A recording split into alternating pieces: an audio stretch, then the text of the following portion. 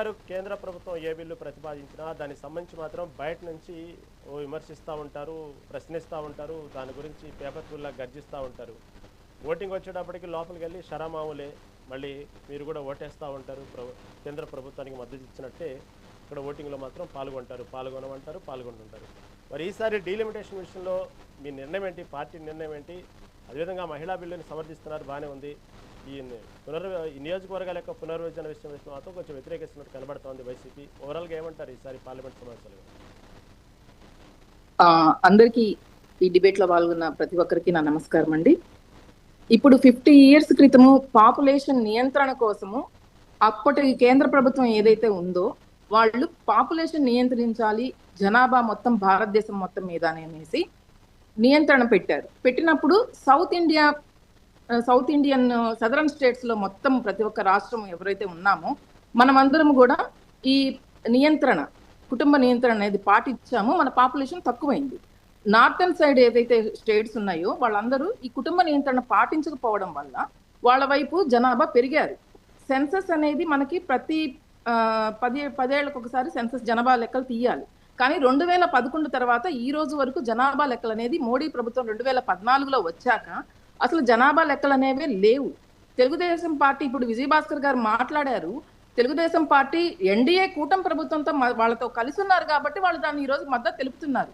మహిళా సాధికారత బిల్లు ఏదైతే ఉందో, 50% రిజర్వేషన్ మహిళా బిల్లు ఏదైతే ఉందో దానికి మేము 100% ఏ రోజు కూడా మేము దాన్ని వ్యతిరేకించలేదు, దాన్ని ఆమోదిస్తున్నాం, కావాలని కోరుకుంటున్నాం. ఎందుకంటే మహిళలు ఎక్కువ పర్సెంట్ ఉన్నారు, వాళ్ళ మహిళా సాధికారత అవసరము. మహిళలు ముందుకు పురోగతి చెందాలంటే వాళ్ళు రాజకీయ పరంగా, ఆర్థిక పరంగా, కుటుంబ పరంగా ఏ రకంగా బాగుండాలన్నా కూడా 50% రిజర్వేషన్ మేము జగన్మోహన్ రెడ్డి గారు కానీ వైఎస్ఆర్సీపీ పార్టీ కానీ ఎప్పుడు కూడా దానికి ఆల్రెడీ జగన్మోహన్ రెడ్డి గారు పార్టీలో 50% రిజర్వేషన్ అమలు పరుస్తూ ఉన్నారు.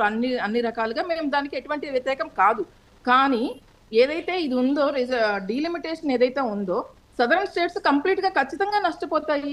ఎందుకనంటే మనకి పర్సంటేజ్ మనకి జనాభా ప్రకారం వాళ్ళు ఏదైతే దాన్ని పెంచుతామంటున్నారో అసలు సదరన్ స్టేట్స్ తోటి కేంద్ర ప్రభుత్వానికి అవసరమే లేకుండా పోతుంది కదా. ఎవరైతే ఇప్పుడు ఫర్ ఎగ్జాంపుల్ తెలంగాణ తీసుకోండి, తెలంగాణలో ఎన్ని ఉన్నాయి, తెలంగాణకు సంబంధించిన సీట్స్ అలాగే మీకు 85 యూపీలో ఉంటే 140 అవుతాయి.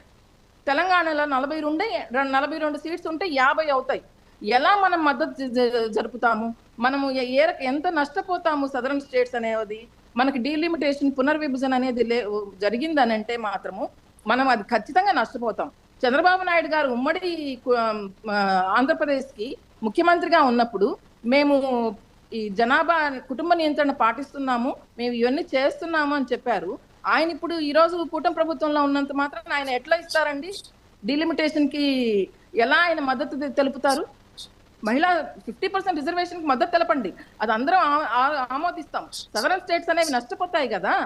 పాపులేషన్ రేషియో ప్రకారం మీరు ఇప్పుడు ప్రస్తుత సీట్స్ నిష్పత్తి ప్రకారము డీలిమిటేషన్ చేయండి, దానికి మేము మద్దతు ఇస్తాం. అంతేగాని జనాభా ప్రకారం పెంచితే ఖచ్చితంగా సదరన్ స్టేట్స్ అనేవి నష్టపోతాయి. అది తెలంగాణ ముఖ్యమంత్రి గారు రేవంత్ రెడ్డి గారు కూడా ఈ మధ్య ఒకసారి మాట్లాడినప్పుడు ఆయన గారు చెప్పారు, ప్రతి ఒక్కళ్ళు చెప్తున్నారు ఎక్కడో బెంగాల్లో ఒక ప్రభుత్వం పోయిందని, అలాగే తమిళనాడులో ప్రభుత్వం పోయిందంటే అది డీలిమిటేషన్ వల్ల పోలా. అసలు మీరు 2014లో మోదీ గారు గవర్నమెంట్ లో వచ్చాక ఎందుకు చేయలేదు? అసలు జనాభా సెన్సస్ అనేది ఎందుకు జరపలేదు? 2014లో వచ్చారు, 2021లో కోవిడ్ అన్నారు, 22, 23, 24, 25, 26కి వచ్చాము. ఈ రోజు వరకు ఎందుకు జరపలేదు? సెన్ససే లేవు. 50 ఏళ్ల క్రితం మనం పాపులేషన్ నియంత్రణ కోసం లోక్సభ స్థానాలు 543 ఉంటే సదరన్ 10 ఏళ్లకి జనాభా లెక్కల ప్రకారం పార్లమెంట్ సీట్స్ పెంచుకుంటూ పోవాలి. కానీ పార్లమెంట్ సీట్స్ పెంచకుండా 25 ఏళ్ళు సీలింగ్ ఒకసారి పెట్టారు, మళ్ళీ సెకండ్ టైం కూడా 25 ఏళ్ళు దాన్ని సీలింగ్ కంటిన్యూ చేశారు. అసలు తెలుగుదేశం పార్టీ ఎన్టీఆర్ గారు, స్వర్గీయ ఎన్టీ రామారావు గారు ఆయన పార్టీ పెట్టిందే కేంద్ర ప్రభుత్వానికి వ్యతిరేకంగా. ఇలాంటి వాళ్ళ ఒక రకమైన కంప్లీట్ గా భారతదేశం మొత్తం మీద వాళ్ళ ఆధీనం ఉండకూడదని చెప్పి ప్రాంతీయ పార్టీని పెట్టింది ఎన్టీ రామారావు గారు.